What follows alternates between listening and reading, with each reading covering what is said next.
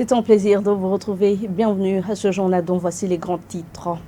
Manque de règles d'hygiène pour certains habitants du quartier Bouterere 2 de la zone Bouterere, c'est en mairie de Bujumbura.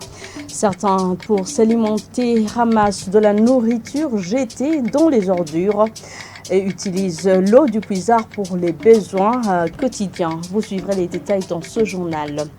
Et l'éducation des enfants du site Sobel risque de prendre un coup. Les parents se plaignent en effet de partager la même tente à trois familles avec plusieurs enfants.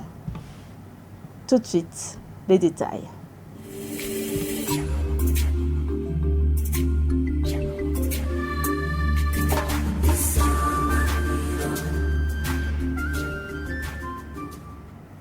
Encore une fois, bienvenue. Les parents victimes des inondations rassemblés dans le site Sobel s'inquiètent de l'éducation de leurs enfants. Ils expliquent que les enfants et les parents de plus de 3 familles partagent une même tente, ce qui constitue une entrave pour l'intimité. Le pont avec Lydie Gahimbad. N'umugabo mujyamye ngaho abana bajyamye aha guhera ku mwana w'imyaka 18 16 baraho bose bajyamye ngaho none abo bana bazogira indero gute twega abavyeyi biradutuntuza. Avec une désolation totale, cette maman s'inquiète de l'éducation de leur descendance au moment où au moins 3 familles dorment dans une même tente, séparées en 3 parties par des restes de sacs déchirés, et chaque partie constitue une chambre pour les parents. Les enfants ici de ces 3 familles, tout âge confondu, dorment ensemble sur une seule natte. Et cela constitue une entrave au moment de l'intimité, explique-t-il.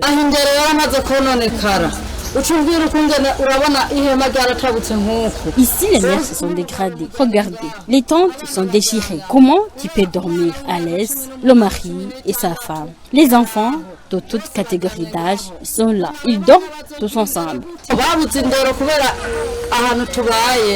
Certains parents préfèrent l'abstinence, mais cela pousse à certains hommes à faire l'adultère, comme l'explique cette maman. Emmanuel Chiza, responsable de site Sobel, qui rassemble plus de 440 ménages, ne nie pas cette réalité de la dégradation des mœurs dans son site. Mais il y rassure qu'ils font toujours des sensibilisations sur les conséquences des violences et surtout à la préparation d'un avenir meilleur pour les jeunes. Une tante héberge plus de 5 familles avec leurs enfants. Vous entendez que le respect des mœurs est presque impossible. Nous essayons de sensibiliser les jeunes sur les conséquences des violences et surtout sur la préparation de leur avenir meilleur. Que ce soit les parents ou l'administration de ce site insistent sur la délocalisation des ménages pour suivre de près l'éducation de leurs enfants.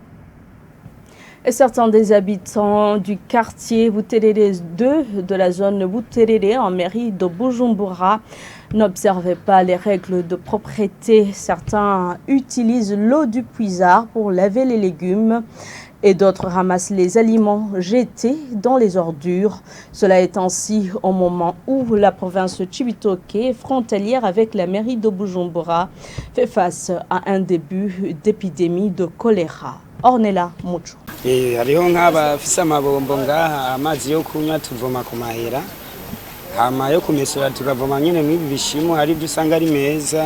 Arrivé en zone Bouterere, plus précisément au quartier Bouterere 2, l'on constate des eaux stagnantes dans différentes rues et caniveaux. Ces eaux contiennent des mouches et moustiques. Ces eaux sont même devant les maisons d'habitation et des enfants y jouent comme l'un des parents le raconte. Nous avons un grand problème. Ces eaux qui stagnent proviennent de Kinyangonge. Autre chose, la plupart des habitants d'ici n'ont pas les moyens d'acheter l'eau propre des robinets et utilisent celle de puisard pour la cuisson et autres. Et à propos des eaux stagnantes, les enfants s'y baignent, y jouent et parfois ils boivent cette eau sale, ce qui fait que nos enfants souffrent souvent de maux de ventre.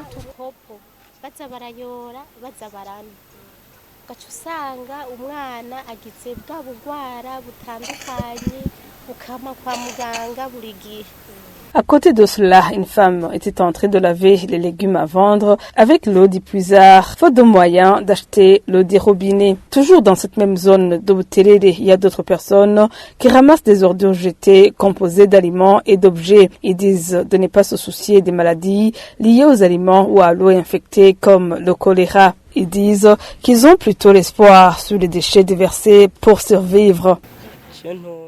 Dans ce dépotoir, je trouve du pain, mais aussi des pommes de terre, et je mange. Je n'ai pas peur de tomber malade.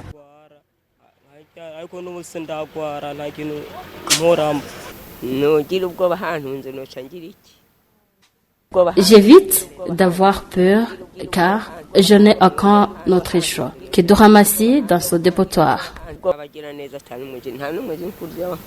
Son manque d'hygiène s'observe à cette localité au moment où dans certaines collines d'Omarambo 1 de la province Chibitoke, le choléra y est déjà signalé.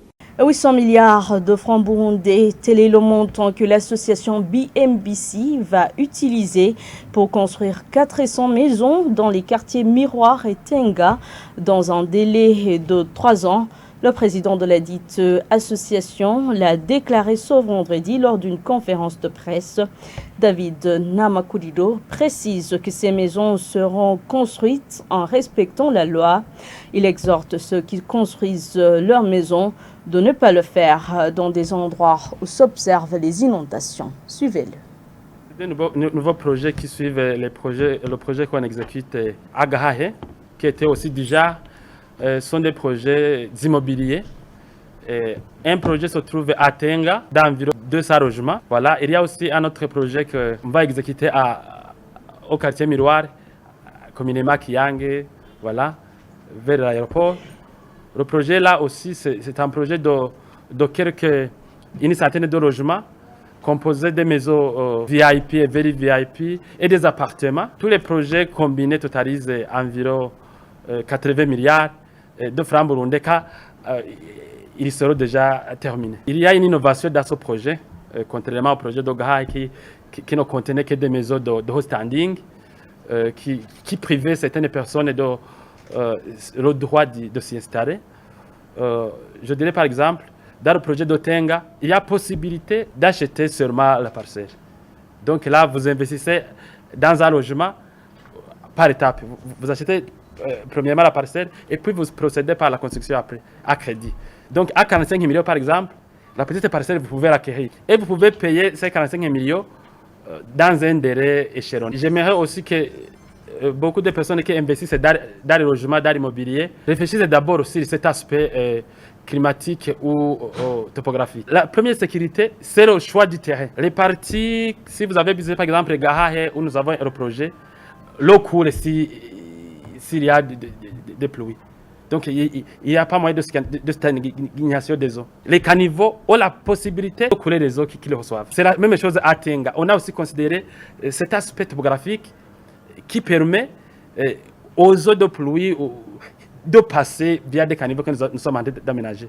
Donc, il n'y a pas un projet où nous choisissons l'emplacement sans considérer cet aspect inondation ou changement climatique.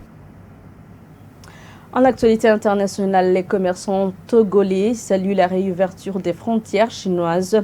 Selon les informations tirées sur Africa News, les autorités sanitaires chinoises ont fait savoir que les voyageurs ne devront plus effectuer de quarantaine obligatoire dans un centre ou un hôtel à partir du 8 janvier. Ils devront néanmoins se soumettre à un test PCR 48 heures avant leur départ. Images et commentaires.